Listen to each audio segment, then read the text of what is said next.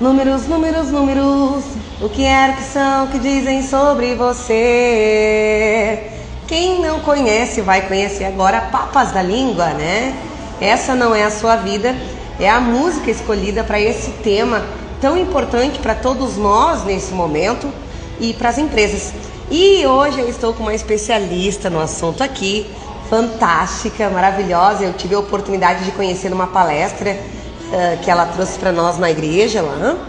E eu fiquei encantada com a abordagem que ela trouxe. E agora ela traz também uma abordagem falando sobre as finanças e as emoções também, né? E eu fiquei assim, você talvez já esteja familiarizado, mas eu não estava quando ela falou de markup. Que markup? Eu me senti mais inteligente só de falar em markup. Só uma pessoa assim mesmo.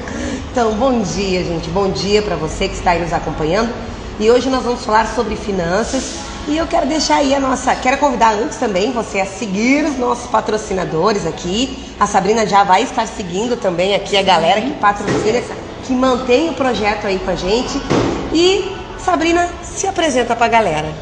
Bom dia, pessoal, tudo bem? Meu nome é Sabrina Roman, eu trabalho com organização financeira nas empresas e agora também com emoções em relação ao nosso dinheiro, né? Afinal, se o nosso emocional não está em ordem, acaba que reflete em várias áreas da nossa vida, inclusive na financeira. Eita, né? Eita. Como tá tudo ligado, né? Bom dia, Lúcia. Tá tudo ligado. O emocional e o financeiro é engraçado. O financeiro pode estar bem, mas se o teu emocional tá ruim por muito tempo, uma hora a conta aparece no financeiro. Sim, às vezes a gente não vê no mês seguinte, mas em algum momento essa conta chega. Talvez demore 1 ano, 6 meses, mas tem que estar com o emocional equilibrado, né? Não que a gente não possa ficar mal, mas como lidar com esses períodos, né?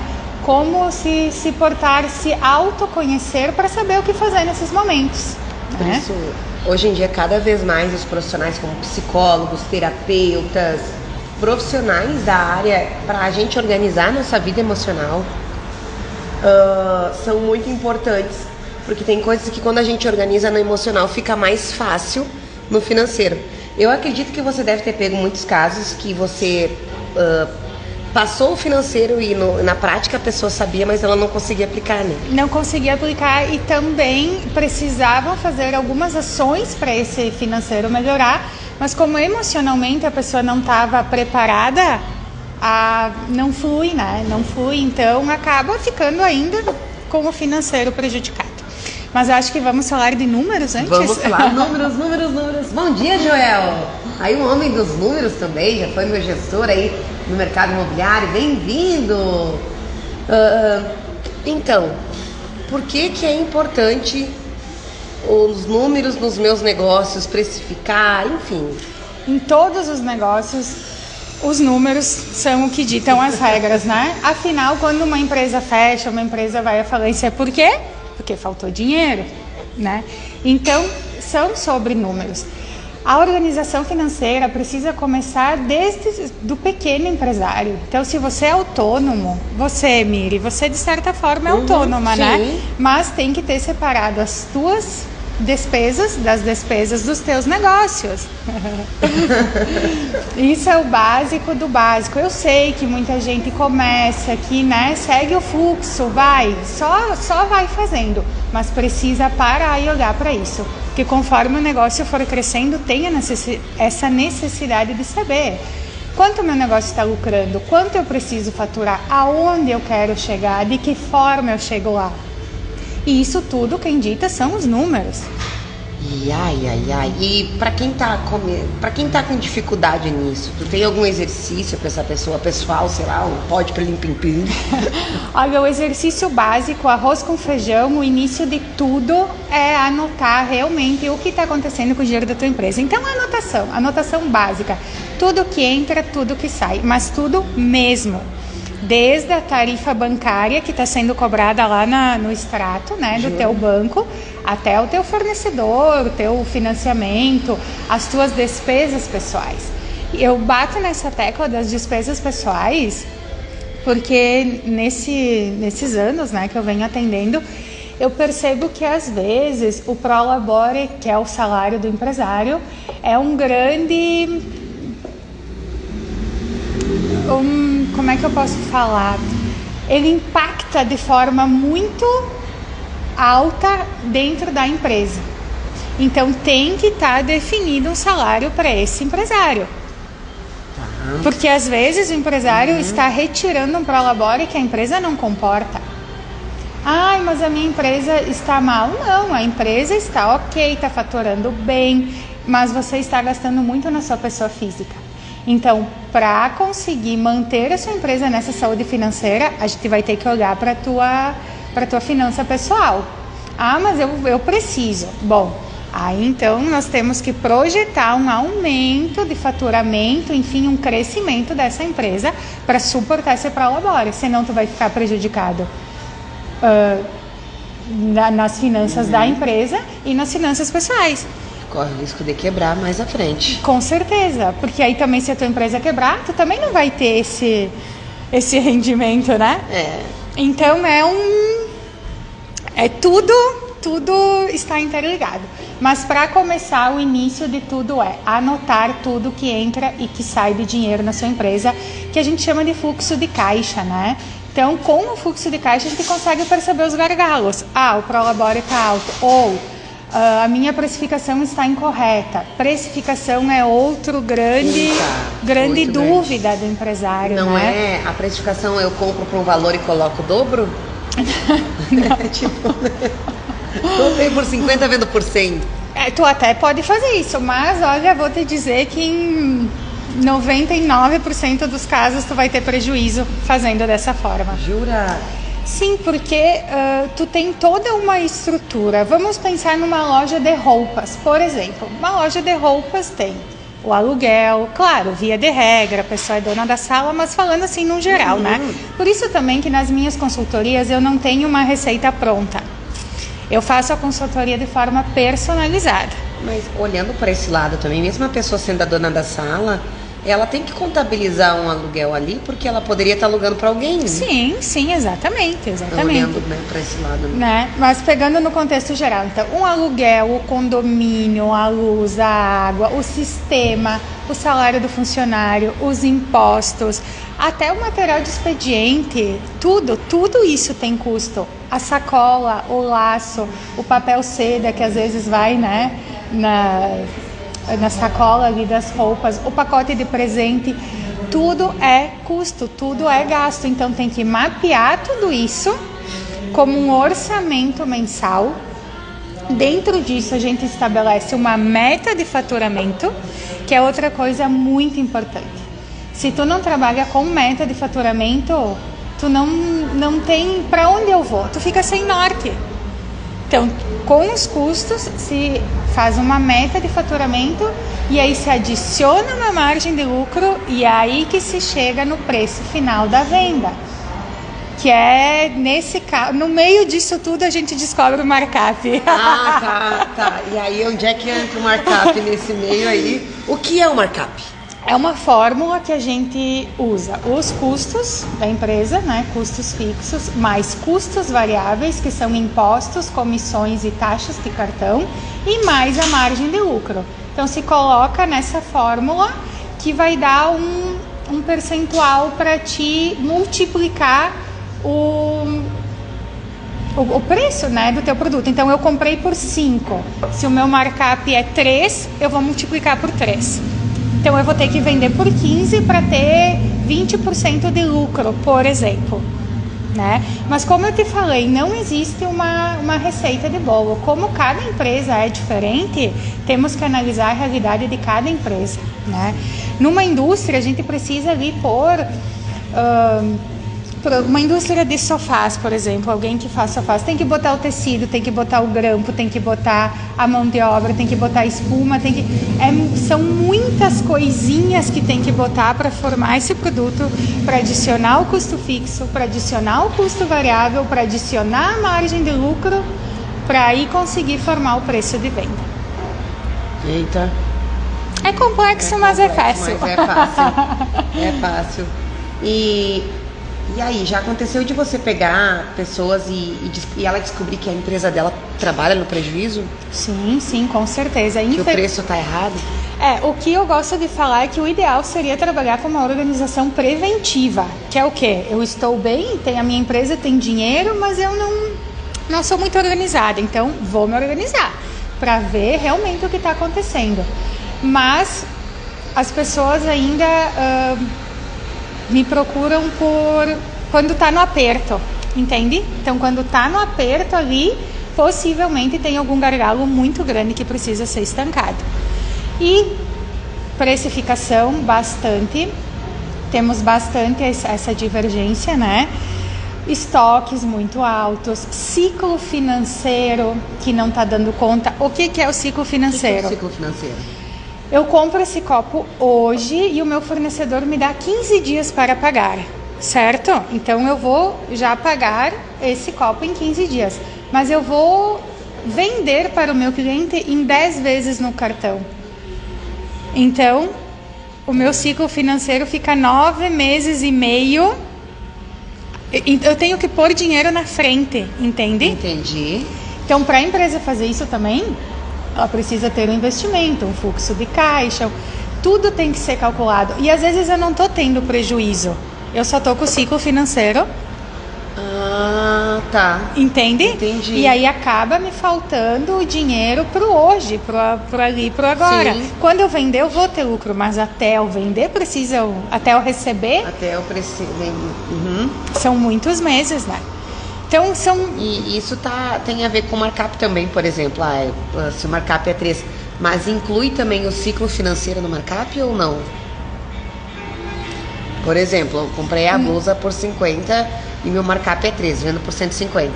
Só que eu vendo essa blusa em 10 vezes, paguei na frente. Não, aí teria que organizar mesmo o ciclo financeiro, fluxo de caixa, ter o dinheiro em caixa para suprir pelo menos as necessidades fixas, né, os custos fixos da empresa. Inclusive agora, né, nesse momento tão difícil que estamos passando aqui no Rio Grande do Sul, quem não tem uma clareza dos números, quem não tem uma organização, acaba por se perder um pouco, né, do que eu vou fazer agora. Eu tenho dinheiro para manter minha empresa mais quantos meses? E se baixar as vendas, o que eu faço? Então precisa ter essa organização para saber que número você tem que ter em caixa. Não foi só agora, aconteceu na pandemia também, né? Logo ali atrás já aconteceu. Muitos comércios, muitas indústrias, empresas que tiveram que parar suas atividades. E por quanto tempo elas conseguiram ficar paradas com os recursos que elas tinham, né? Então, assim, o financeiro é o chão da empresa.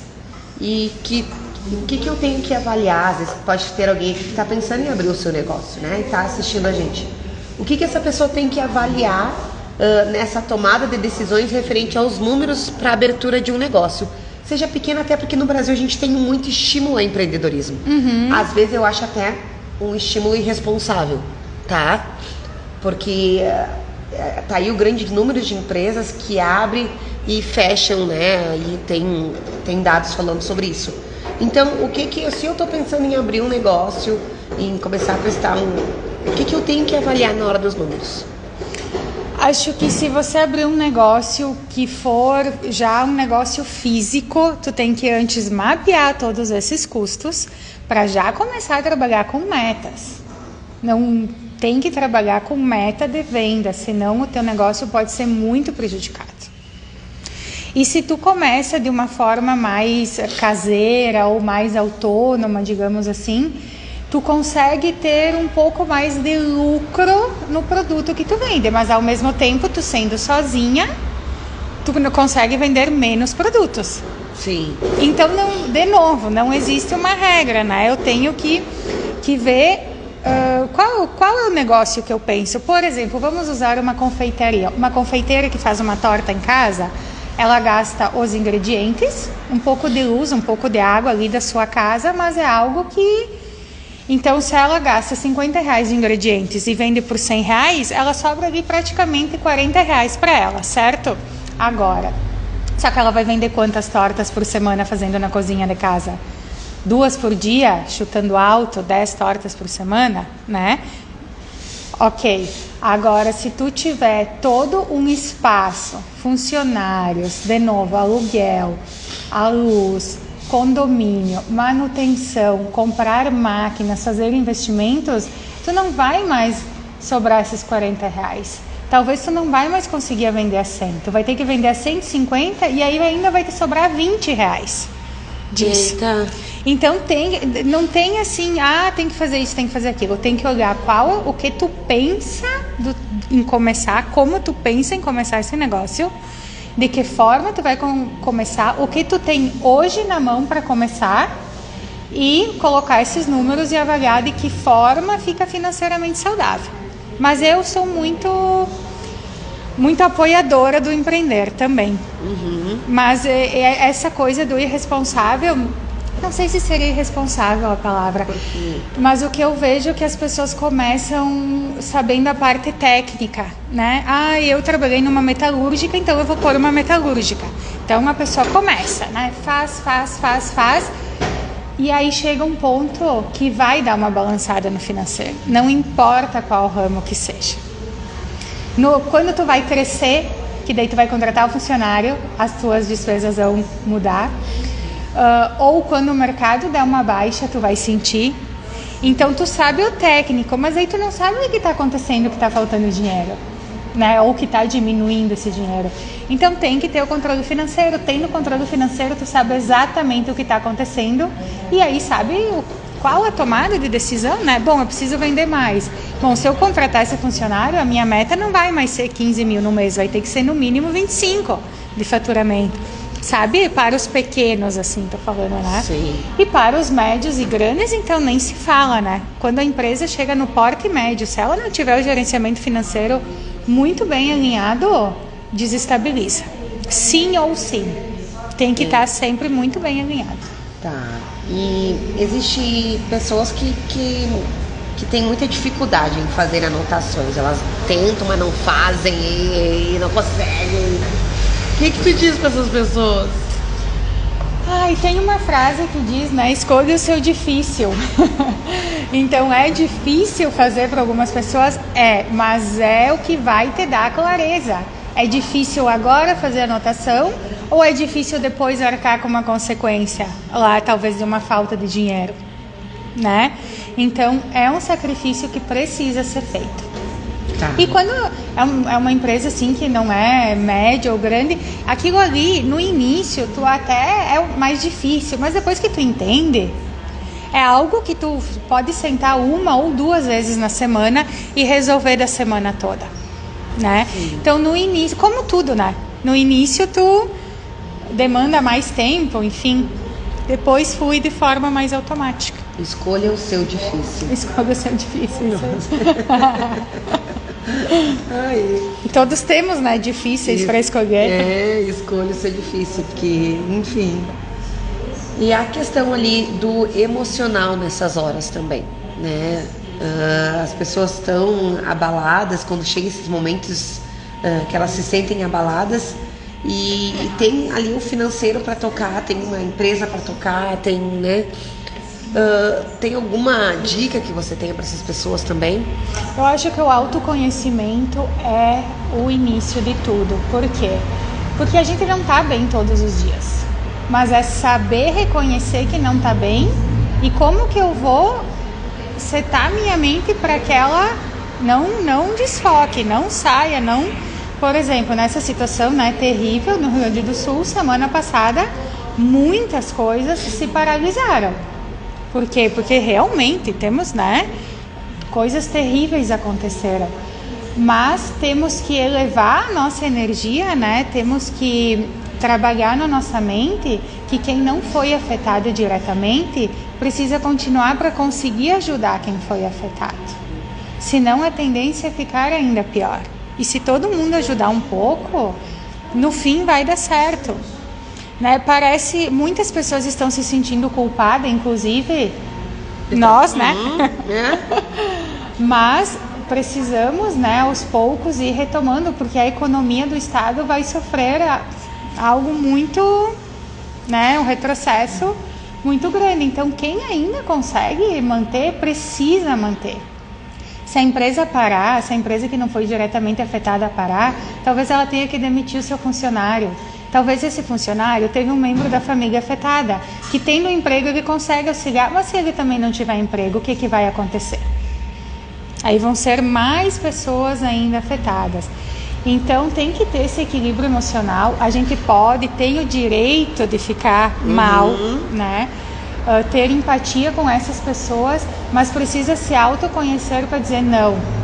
Passei o meu momento ali, agora eu preciso olhar para isso e preciso ir retomando para poder contribuir com essas pessoas, né?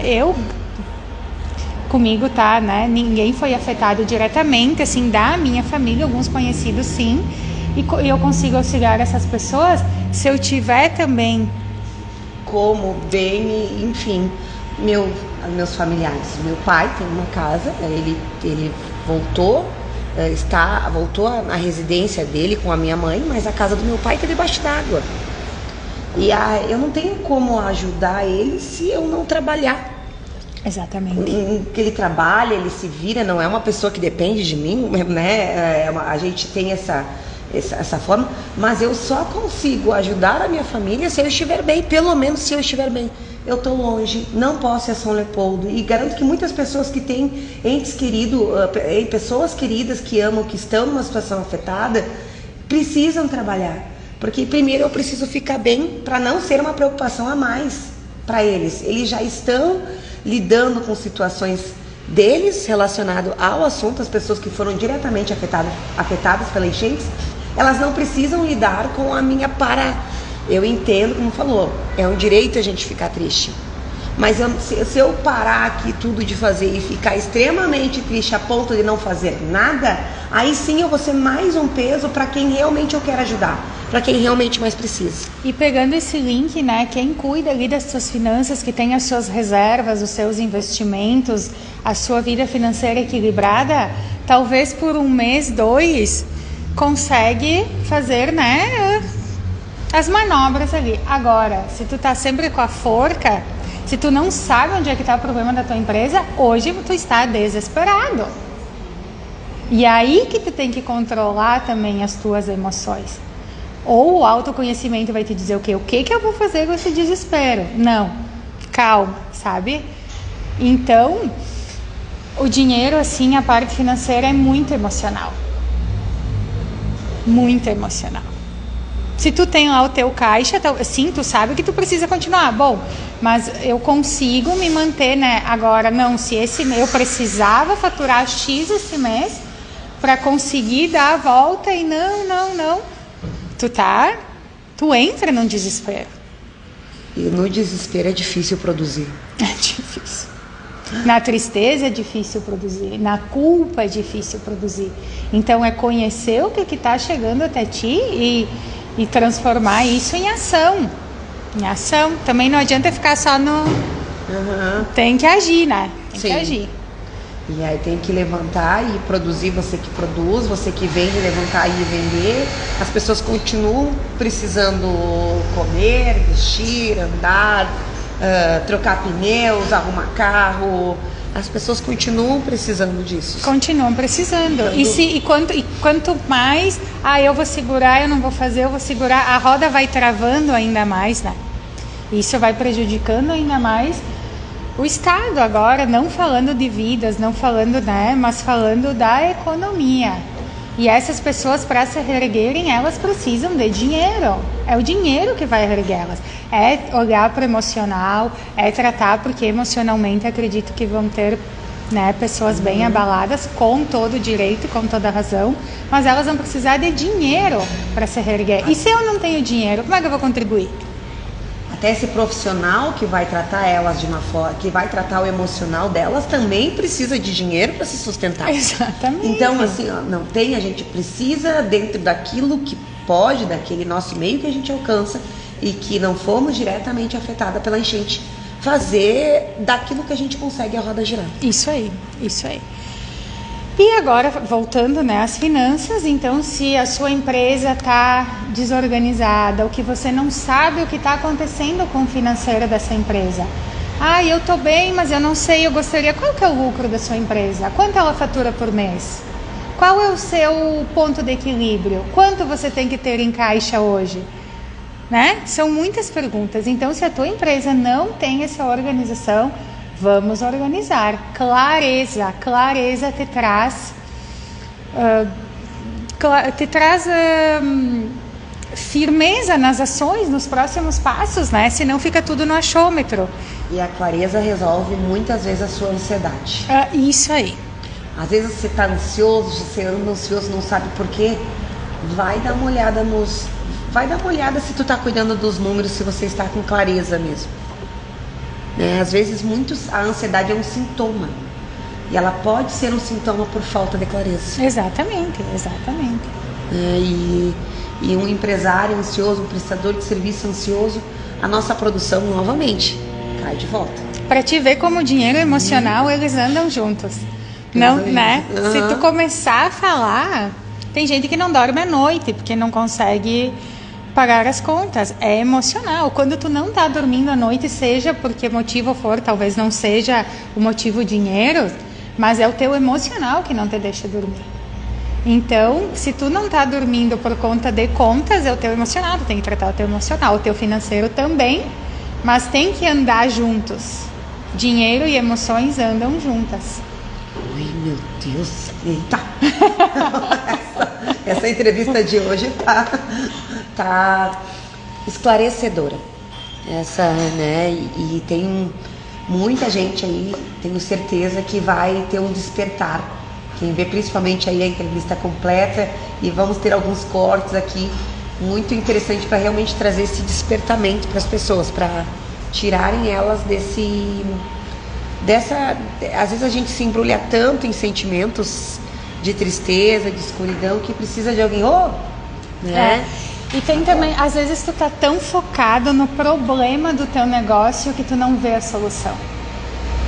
E aí entra uma consultoria, às vezes é uma coisa pontual, uma coisa, sabe, que aí te abre a mente e deslancha. Então não foque no problema, busque ajuda emocional, de consultoria financeira, busque ajuda. Às vezes a gente perde, mas é caro uma consultoria. A gente perde 2, 3 anos às vezes focado no problema e ele só piora. Né? Consultoria financeira. Agora me explica como é que funciona a sua consultoria. Bom, como já vim falando durante a live, né, não existe uma forma de bolo, então a minha consultoria funciona de forma personalizada. O empresário, a empresária ou até pessoa física, né, se quer organizar as finanças pessoais, chega até mim e me coloca a situação atual. Bom, hoje eu faço isso, eu preciso ver isso, eu não estou conseguindo enxergar aquilo, então eu monto uma proposta personalizada para esta empresa. Porque é claro que para uma pessoa, para uma finanças pessoais, é diferente do que uma empresa de médio porte, que é diferente de uma empresa de pequeno porte. Então, não existe um roteiro definido. Eu faço depois que eu converso com a pessoa, sim, a gente define um roteiro dessa consultoria personalizada. Então, como funciona? Você chega até mim, me traz a sua situação atual, eu trago a proposta personalizada para você ou sua empresa, e aí a gente executa ali juntos para crescer, para se organizar, para ter a clareza, para seguir adiante, né, com a prosperidade, porque todo mundo merece ser próspero. De saúde, de emoções, de dinheiro, de tudo, né? De conhecimento. Outra pergunta, Sabrina. Qual que é a diferença? Eu sempre fiquei nessa dúvida. De empresa de médio, grande, pequeno, médio e grande porte. O que faturamento, o que identifica uma empresa de pequeno porte, uma empresa de médio porte ou de grande porte? As de médio porte a gente se baseia pelo Simples Nacional, que seria até 4.800.000 ano. E as de grande porte, aí é lucro presumido para cima, então desses 4.800.000 para cima. E as pequeno porte,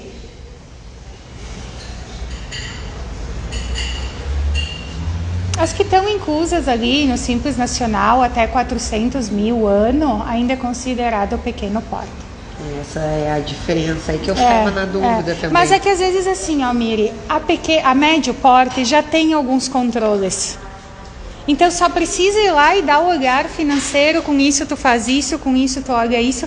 Então às vezes não precisa começar a consultoria lá da anotação. Por isso que eu gosto de fazer personalizado. Porque se já tem alguma coisa, a gente ajusta as outras coisas, a parte analítica. Agora, se você não tem nada, daí a gente tem que começar lá pela anotação. Às vezes a empresa tem os dados registrados, mas não sabe o que fazer com esses dados. Tem isso também. Por isso que eu gosto de trabalhar dessa forma personalizada, porque cada negócio é um negócio. Assim como cada pessoa é uma pessoa. Sim. Né?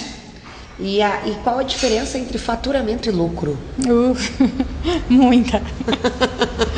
Faturamento são as vendas da tua empresa. Produto, serviço, indústria. Vendas. Isso é faturamento. Vendi é faturamento. Lucro é o que sobra depois de pagar todas as despesas, custos, impostos, variáveis, fixos, investimentos, tudo. Aí sobra o lucro líquido da empresa. Essa é a diferença. Então, faturamento nem sempre é lucro. Na verdade, não é lucro. Não, já atendi empresas que têm faturamento muito bom, mas que no final do mês não sobra dinheiro. Faturamento não é lucro, é longe de ser lucro. Por isso que precisa organizar. Eu tenho faturamento. Bom, mas então o gargalo tá aqui, né? Então vamos olhar para esse X da questão aqui. Por isso, empresário, por isso, amigo, amiga, pare de se comparar. Né? Pare de se comparar, porque às vezes existe, acontece, não vamos, né? Que às vezes a gente compara a nossa empresa com a empresa do vizinho. Primeiro, você não sabe se aquele... Primeiro, que bom que se ele está faturando bem, ótimo, que alegria, tá? Vamos partir por não é nesse sentido. Mas às vezes a pessoa se sente mal, porque fulano tem um faturamento bem diferente, bem maior que o dela, né? Mas no final... E aí quer alcançar aquele faturamento, mas não faz ideia que às vezes ela no faturamento menor está tendo mais lucro. Ou também, às vezes, são realidades diferentes. Como é que ele faz? A gente faz... Mas talvez Você já deve ter pego gente que faz essa pergunta, né? Se compara com o vizinho. Primeiro que não se deve comparar, né? Mas acontece. Às vezes a realidade dele é diferente. Às vezes você teve que pegar um financiamento para fazer o investimento, então você ainda paga esse financiamento. Ele tinha já o seu espaço. Às vezes você paga aluguel, essa pessoa já tinha o seu espaço. Às vezes ele conseguiu esse dinheiro, ou sei lá, herdou da família o espaço, você teve que começar do zero. Então são muitas variáveis, você não tem que se comparar. O teu caminho é o único e é teu, né? E se tu focar no teu, se tu focar no do vizinho, o dele vai crescer, tá? Então se tu focar no teu, é o teu negócio que vai crescer. Então, claro, às vezes... Mas aí vem o gerenciamento das emoções, né? Opa, por que eu tô me comparando? Não, volta aqui, que eu vou olhar pro meu, que eu vou melhorar no meu para ter mais lucratividade. Até porque, assim, no mercado de franquias, por exemplo, né? As franquias estão por aí. E as franquias, elas fazem um pouco disso, de mostrar os números, né? E às vezes, mas tudo vai nessa questão, como tu trouxe também, olhar para o seu negócio, o local que o seu negócio está, porque o mercado da franquias leva a gente a se comparar com os vizinhos muito, né? Mas tem, por exemplo, vou trazer um exemplo de uma franquia. Uma franquia de sorvetes não vai vender a mesma coisa em Bento Gonçalves e no Rio de Janeiro, porque no Rio de Janeiro faz muito mais calor. Então são muitas variáveis que não tem como falar aqui agora. Teria que pegar o caso, né? E analisar o local que tá, a cidade que tu tá. Às vezes um negócio em Bento não dá certo. Tu coloca aqui em Caxias, dá certo. Porque Caxias tem mais população, sabe? Então são muitas coisas que precisam ser avaliadas. Não é fazer isso e aquilo. Para de se comparar. Realmente... Foca no teu. Foca no teu negócio, que já dá muito trabalho. E não foca no problema, né? Vamos achar soluções. Sempre tem solução. E tem uma frase que diz, né? Se não tem solução, solucionado está. Ai, meu Deus, eu ia falar uma coisa que não é legal. Aceita que dói mesmo.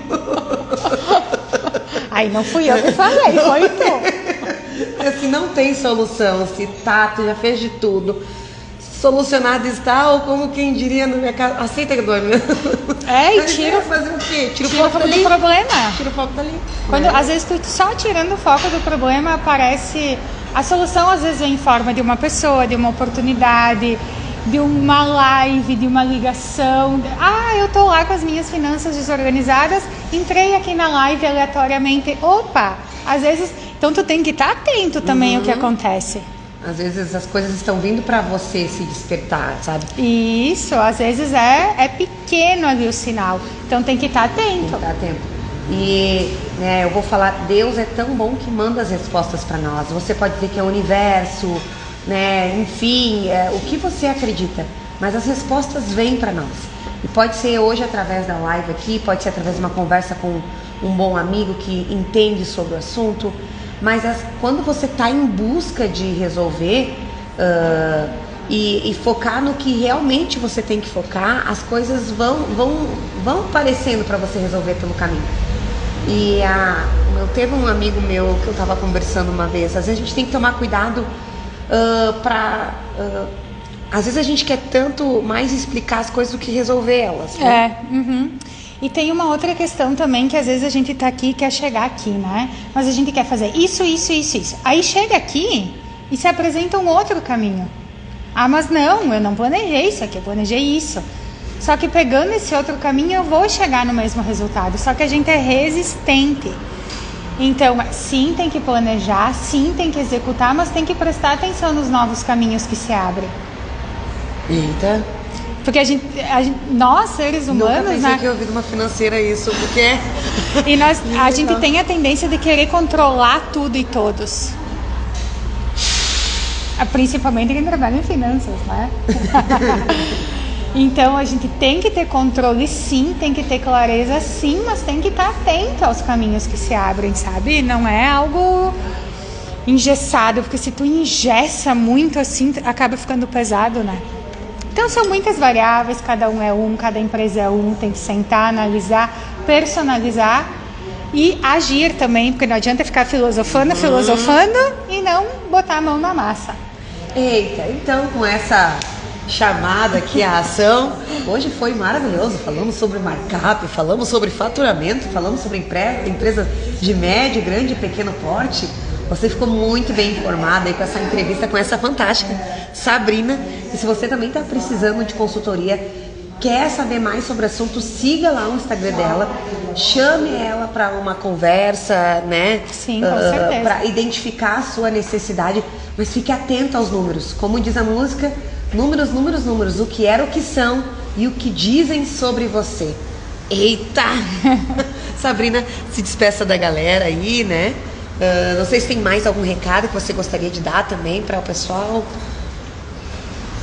Eu me coloco à disposição, né, para auxiliá-los, para contribuir nos seus negócios ou nas suas finanças pessoais. E eu sempre trabalho esse link financeiro e emoções, né? Agora, finalizando, eu sou reikiana nível 3, eu tenho formação em psicoterapia reencarnacionista e consteladora em formação. Então eu tenho também esse viés emocional e algumas técnicas para auxiliar, né, nessa parte financeira. Então, dentro da consultoria, eu consigo abordar esses dois temas, a não ser que você não queira. Bom, eu não quero porque a minha crença é outra. Tudo bem, então a gente olha os números, certo? Cada um, assim, com a sua crença, enfim, com o seu momento. Porque também, às vezes, a pessoa não está preparada para olhar para aquilo. Então me coloco à disposição, me chamem no meu Instagram, no link da bio tem o meu WhatsApp. Qualquer dúvida pode me chamar que a gente vai conversando. Até o próximo. Tchau. Multiplicação de negócios. Isso.